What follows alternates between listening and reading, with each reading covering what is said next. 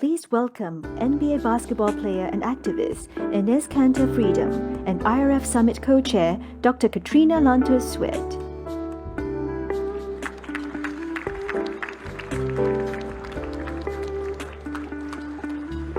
Good evening, everyone. Welcome to the culmination of what has been an absolutely extraordinary 3 days. I don't know if you guys are feeling it, but I am definitely feeling it. And I'm going to borrow a line from the amazing Mary Milben.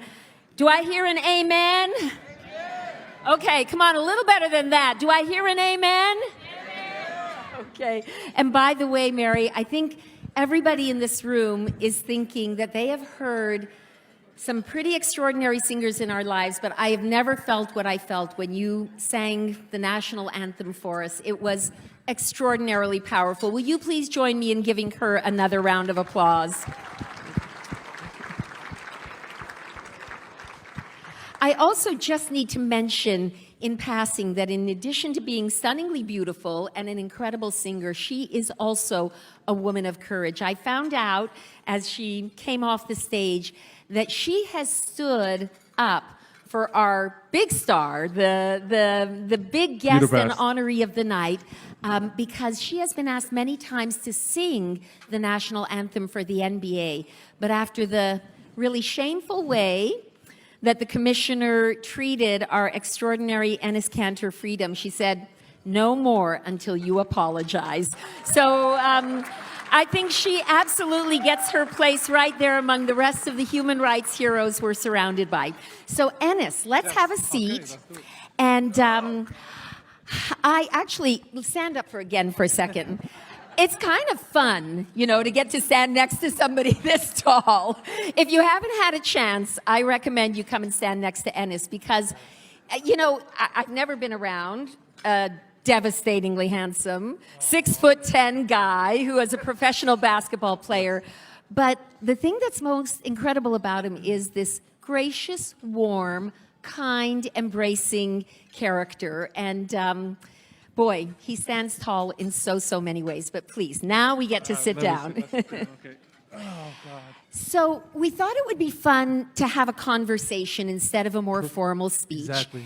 And I want to ask you first, tell us what it was. How did you decide to care about religious freedom? Was there something that happened that sort of opened up this area of interest and concern for you? Yes. First of all, thank you guys for having me and thank you guys for being here. It's definitely an honor and I'm humbled to be here.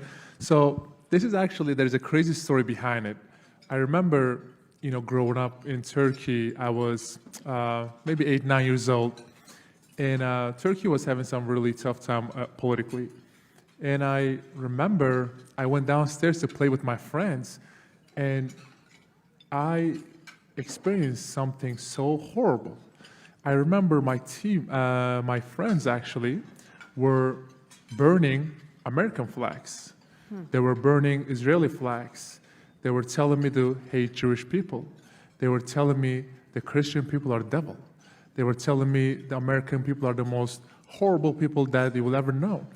I got so scared. I was like, oh my God, this is so crazy. I immediately ran upstairs to my apartment. I asked my mom, I was like, Mom, you know, my friends are telling me to hate America, hate Israel, hate Christians. I'm like, what do I do? So my mom is like, I'm not going to tell you what to do, but do not hate anyone before you meet him. So I promised my mom that day. And thank you. So when I was 17 years old, I came to America for the first time and I landed. I am so scared because I'm like, I don't know what to expect. They were so nice. They took me to, you know, from day one, they gave me a warm welcome, opened their arm, and they took me to a mosque. And they took me to this halal restaurant to get halal food. And I'm like, I'm glad I listened to my mom, you know, because that day I learned something so amazing. You know, we cannot hate anyone before you meet them. So that's actually how I just started when I was literally 9 years old. Oh my gosh, that's a wonderful story. And I think your mother was very wise too, because she gave you advice that you could apply for your whole life. That's really incredible. Now, as I think everybody in this room knows, Enes is obviously an extraordinarily gifted athlete. He's had a remarkable career in the NBA. Played for, is it 5 teams? 5 different teams, yep. Which are the 5? So I've started with Utah Jazz, and then I moved to Oklahoma City Thunder, then the New York Knicks, then Portland Trail Blazers, then Boston Celtics. All right, so there must be some people from all I of know, the cities here. There's so many Celtics fans here, actually. Oh, yeah. They were just, the whole summit, they were like, hey, we're Celtics fans, we're from the Boston. We support you, we love you. I'm like, I appreciate that. Well, I'm definitely Celtics fan all the way, and I think we can pat ourselves on the back that we made it to the finals. Steph Curry's tough, but, you know. But we can feel good about that. So everybody here understands that you, and you really alone, have dared to take a stand in the NBA that has been a very, very costly stand for you. I want to ask you why, and this may not be a very diplomatic or politic way of asking the question, right, but why do you think there's so little courage amongst your fellow NBA players? You know, I remember I talk about the problems were happening in Turkey the last 10 years. And obviously, my family was involved in it. You know, my dad was in jail, and my sister went to medical school for 6 years. She still cannot find a job. You know, they had to publicly disown me, so the Turkish government will leave them alone. They still didn't believe that. They came to my house. They raided the whole house. They took every electronics away, and you know, and they put my dad in jail. So. And then after that, they revoked my passport, put my name on Interpol list. So I still consider as an international criminal. And then I remember just past summer, I'm doing a basketball camp for the kids. We had an amazing basketball camp. And then right after the basketball camp, I was taking pictures and giving autographs one by one. So I took a picture with this kid, and I'm still smiling for the camera. This parent called me out in front of everybody. Said, how can you call yourself a human rights activist when your Muslim brothers and sisters are getting tortured and raped every day in concentration camp? I'm still smiling for the camera. I turned around. I was so shocked. I didn't know what to say. I was like, I promise I'm going to get back to you. So that day, I canceled everything. I went back to my hotel. I started to study about what's going on. And I was so ashamed with myself. I was like, I cannot believe the last 10 years I focused on only one dictatorship. I was like, from now on, whatever it takes, I'm gonna focus on these innocent people. And obviously on the internet, you can find all kind of news. You know, you don't know which one is true or not. So I called my manager, I'm like, I need you to find me a concentration camp survivor. He's like, what are you talking about? I was like, yeah, I need you to find me a concentration camp survivor. So I sit down on a Zoom, had a conversation with her. The things that she told me, I was like, I cannot believe it. She was telling me about organ harvesting, forced sterilization, abortion, the torture, some of the torture methods, and I don't want to go into too much details, there's so many camera here, but I was like, from now on, whatever it takes, I'm going to stand up for these people. And then not just the Uyghurs, then after that, I started to study about Tibetans and Hong Kongers and Taiwanese people and Mongolians, and so the list was just going on and on. And I asked her at the end of our conversation, I was like, how can I help you? I'm here to help. How can I help you? She said, I'm good. I'm like, what do you mean I'm good? She said, I'm in America. I'm safe. My family's here. I'm safe. Help the people over there in China. On the other side of the ocean, there are millions of people are getting tortured and gang raped every day. I was like, oh my God. I don't care how much money or business or endorsement deals involved. I'm going to stand up for these people. So that's how I got into all this.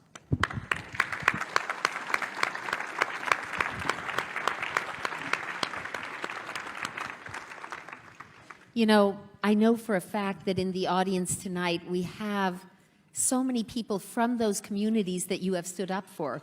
We have Uyghurs, we have Christians from China, we have Tibetans, we have people from exactly those communities that you sort of made that pledge. And so there's a lot of gratitude in this room tonight coming in your direction, and it is well deserved. Now, behind me, as you can see, are some pretty fabulous shoes. Actually, you are also wearing some pretty fabulous shoes. One of the things that Enes became very famous for was that he designed and then wore, when he was still playing with the Celtics, these shoes with really powerful messages. And, you know, over the last, I'd say maybe 2 years, we have seen lots of professional athletes putting messages on their helmets, on their jerseys, you know, here and there. But the reality is they were the safe, approved messages. Exactly. They were messages that were important. And I don't want to, as Mary said earlier, in any way disrespect important platforms of others, but they were so popular. There was no danger, there was no risk, there was no courage needed to wear some of those social justice messages that were being worn. But what you did took huge courage, and you must, so I guess my question to you is, did you know how much of a risk you were taking? And tell us a little bit about the whole process. Who did you get to create the shoes for you? And were you nervous the first time you went out on the court? And which were the first ones you wore on the court? So there's actually the coolest story behind it. I remember, you know, whenever I was when I was a little kid, that when obviously I loved NBA, and I was watching it like every day in Turkey, waking up like 3, 4 a.m. in the morning. But the first thing I was looking at whenever I watched an NBA game was the shoes, the players' shoes, what color they are, what brand it is, if they're comfortable. The next day, I was telling my dad, buy me some. You know what I mean? Obviously, every kid in the world loves a shoe. So I was like, I want to do something so, obviously, writing op-eds is amazing, you know, giving interviews, but more than anything, I wanted to inspire our young generation. Because if you want to have a better and brighter future, we have to educate our kids. So when they grow up, they won't face the same problems we are facing right now. So I was like, let's do something so wild.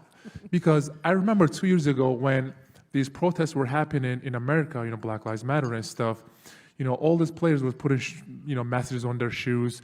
Even the NBA put some, you know, words which was controlled by the NBA on our jersey, and they even put these logos on it. So there was no rule against it. So I literally reached out to all these, you know, artists around the world who's been oppressed by their governments, because this is more than art. There are so much emotions, there's so much feelings into the shoes. Yes. And the best way, the artists, right? So we created the shoes. It's 100% no slave labor, you know. That was the most important thing. Only these is Nike. The reason is I was like, I'm going to do something on Nike so they finally stand up for something good. You know what I mean? So I was like, these are Nikes, which is, I did that on purpose. Anyway, so I created the shoes. Obviously, my first shoes was free Tibet. And my first game, this just last year, was against New York Knicks in Madison Square Garden. I'm sure if you guys are basketball fan, you guys know the rivalry between the Celtics and the Knicks. So I put my shoes on. I went outside, and you know, we sang the national anthem. We came in a team huddle. I'm about to go out to play. 2 gentlemen from the NBA and Celtics came to me and said, "Listen, you have to take your shoes off." I'm like, first of all, what are you talking about? Is there any rule against it? He's like, we've been getting so much call from the NBA. They've been putting so much pressure on us. You have to take your shoes off. It was like the perfect moment. It was just because I was just getting ready for my citizenship test. I closed my eyes. I'm like, okay, there are 27 amendments. My first amendment, freedom of speech. Wow. I'm like, no, I'm not taking my shoes off. You know? So I told them, I'm like, go tell your boss. I don't care. Even if you can fine me, I'm not taking them off. They said, we are not talking about a fine. We're talking about getting banned. So they threatened me right before my first game with the Celtics. They said, you might get banned. I was like, go ahead. So first half, I went back to my locker room. I looked at my phone. There was thousands of notifications. I clicked on the one that my manager sent me. He said, every Celtics game is banned in China. So look at this, how crazy that is. It literally took them 24 minutes. You guys know basketball. First quarter, 12 minutes. Second quarter, 12 minutes. 24 minutes. So they banned every Celtics game on television the rest of the year. I was like, well, that actually helps me. So after the game, right, obviously, the NBPA, the union, which I Every month, I paid them thousands of dollars to support me. So they're supposed to have my back.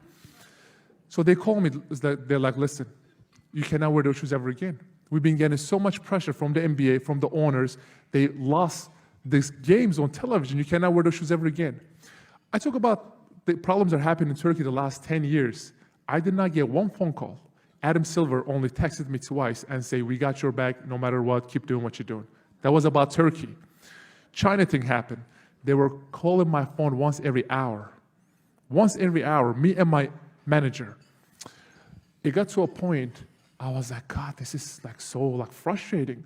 I told them, I was like, I promise you, I'm not gonna wear free Tibet shoes ever again. And they said, promise? I said, I promise you. Next game, I wore free Uyghur shoes.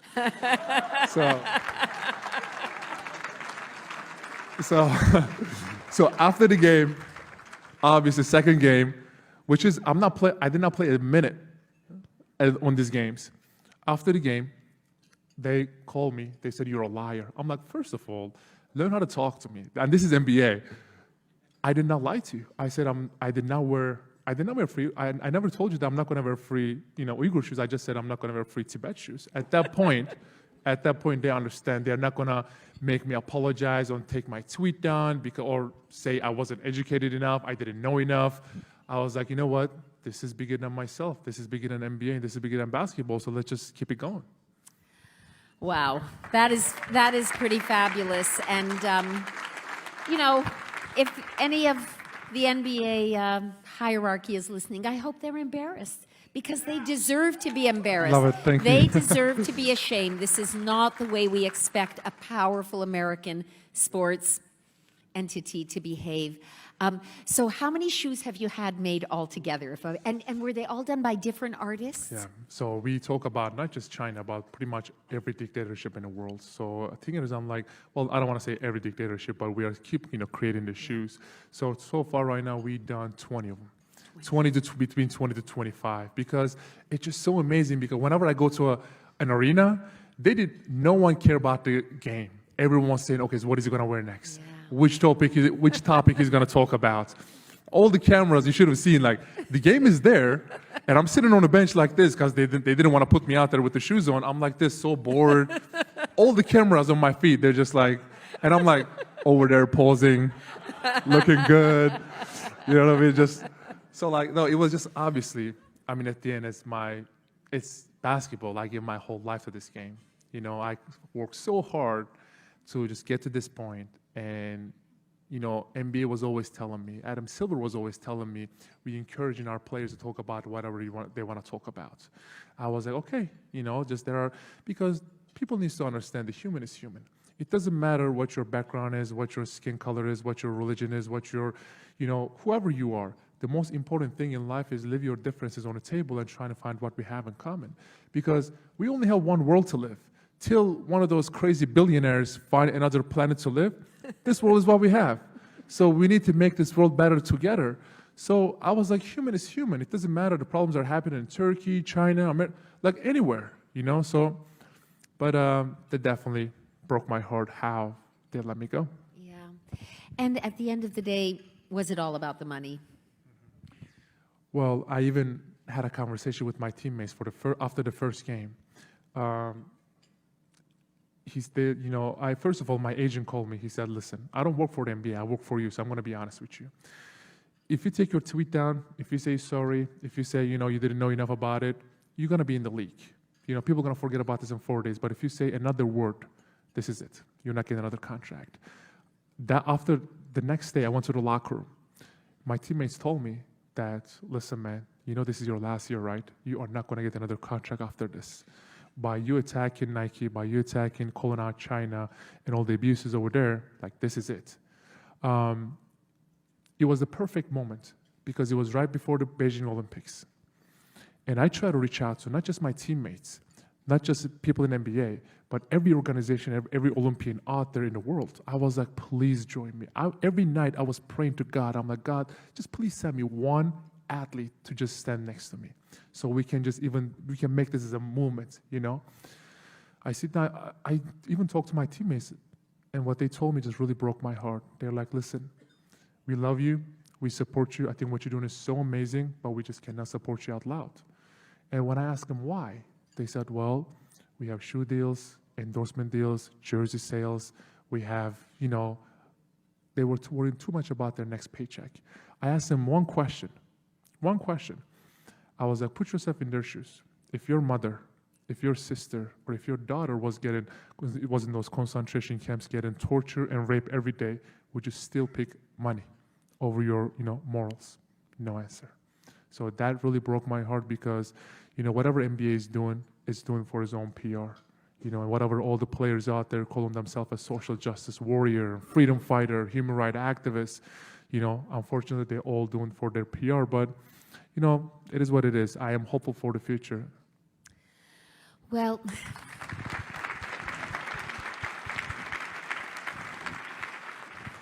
I want to ask you about, first of all, your decision to become an American citizen. And I was pretty impressed that he was ready to run through the 27 amendments. I'm not going to put you on the spot and make you run through all 27. By the way, I passed all of my questions. Oh, yeah, I got them all no correct. Doubt. I got them all correct. He's obviously very, very capable of passing that citizenship test.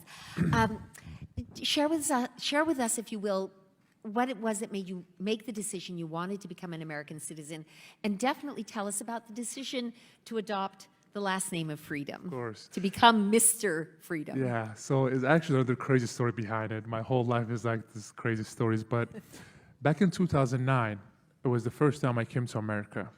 And I was going to a high school in California. So I remember we had an amazing practice with my teammates, around 2 hours. And after the practice, I came and sit down with my teammates in a locker room, right? And then we're just talking, we're just looking at our phone and social media.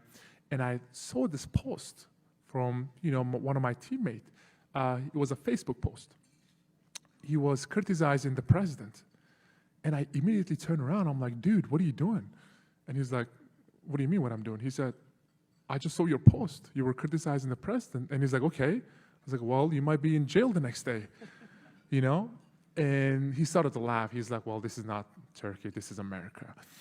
And I was like, did not understand, what is he trying to, say?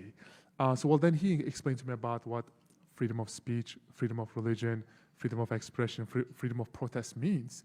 And I still didn't understand what he was saying. But later on, I sit down and had a more conversation with people like you guys, or some of my teammates and some of my other friends, and they explained to me what freedom means. And I was like, after water and food, the freedom is the most important thing that a human being can have, So I was keep asking my teammates, the rest of the year, I'm like, so just because of you tweet this, your family is not going to be tortured or your family is not going to be in jail? They're like, no. I was like, well, I just saw that you give an interview about criticizing the American government or the president. And he's like, no, that is okay. You can do this here. They literally treat me like a little kid and say, okay, they were, try to teach me from the scratch. But it just hit me so hard. I'm like, this is an amazing opportunity to tell what freedom means to the whole world. So I remember that, whenever I, become a citizen, the lady, give me this paper and say, well, if you would like to change your name or last name, go ahead. At that moment, it hit me. Boom. I was like, freedom. So I added, the reason I added, it's obviously there are so many kids out there, right? They need to know how blessed they are. Unfortunately, when you go some of the countries out there, they don't have the same thing we are having in America. We have checks and balances, rules and laws, and your family or yourself is not going to be tortured because of you don't like the government or you love the president. You know what I mean? So I put that word behind my jersey and carry it everywhere I go. And the reason is I wanted to inspire every young kid out there. And also I got an American passport. And now I can travel wherever I want without fearing that the Interpol is going to get me and deport me back to Turkey, and it's going to get very ugly. So I'm really definitely feeling really blessed. I can't think of a better person to carry that name of freedom on his back. Can you? Really extraordinary. So I have one last question, Enes. I think every single person in this room would love to see you back in the NBA, would love to see you playing basketball. You have so many fans. this world is not always just, and you know, some people say no good deed goes unpunished, and there is a possibility that part of your life, that career path, will no longer be open to you. Would you be willing to share with us what you see as your next big cause? We know your cause is freedom and democracy and religious freedom, but how do you see yourself carrying that forward in the next phase of your life? And how can we help? Yeah, so I remember, whenever I played in a basketball, all of us in a locker room, we always say, okay, let's go play hard, play smart, have fun, we're going to do this, we're going to do that.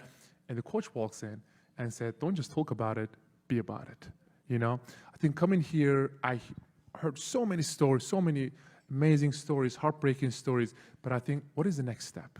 Taking actions. How can we take actions? That's the number one thing we need to find. So that's why whenever my manager, told me about this summit, I'm like, oh my God, I want to go. I don't care if I'm speaking or not. I just want to go there and learn about it, educate myself, because, this platform is given me by God and has an enormous reach. Today, I sit down with, some of the people from Rohingyas. I sit down with someone who, it was just so amazing to sit down and hear their stories, hear their struggles. And you know what? I said to myself one thing: I'm not alone in this. This is unfortunate. Yeah. The last 6-7 months has been very lonely, because when you talk about some of the things that is very uncomfortable, unfortunately, not many of your brothers, I used to call them brothers, that is not going to join you because they care too much about their next paycheck. So whenever I sit down and look around, I'm like, God, I'm not alone in this. I have a huge, big family, can literally take over the world. But what I realized is we have to work together. It was, I used to, learn how to box. It did not go well. I was too tall for it. So one of my coach gave me a really good example. He's like, I'm going to tell you something. He's like, look at your fingers, right? You said you have all these fingers, and if you punch your opponent with your hands open, you'll break your hand. But if you come together, if you put your hands together and punch the opponent, you'll break his jaw. I'm like, well, I'm not going to go out there and fight, actually. I'm just trying to stay in shape. He said, no, I'm trying to tell you something. He's like, all these, groups, Uyghurs, Rohingyas, Tibetans, Hong Kongers, Taiwanese, or, just list goes on, has to come together and work as one. And that's when we knock all the dictatorships out there in the world. So that's why I was like, if there's no basketball, I'm just going to create a foundation. It's Enes Kanter Freedom Foundation. I don't know if you guys heard it or not. It aims to, just promote, freedom, human rights, democracy, universal values, and social harmony and poverty alleviation around the globe. So whenever I come and sit down and, have this talk with these beautiful people, I'm like, well, let's do something together. So. Fantastic. Well, ladies and gentlemen, will you please join me in recognizing, standing for this extraordinary Thank you American, so much. this extraordinary human rights hero, and an example to us all, Enes Kanter Freedom. You are the best. Thank you. You are the best. He really is quite Thank you, guys. I really appreciate that. That means so much to me. You guys have no idea. Like I said again, I used to thought that NBA was my family. And when they released me, I felt like I lost a family. And now when I come here and see you guys, hear your struggles, and sharing all my emotions with you guys, and having some empathy and sympathy, I'm like, you know what? I even gained an even stronger family. So I can't thank you guys enough. Really appreciate that. Enjoy the rest of your meal.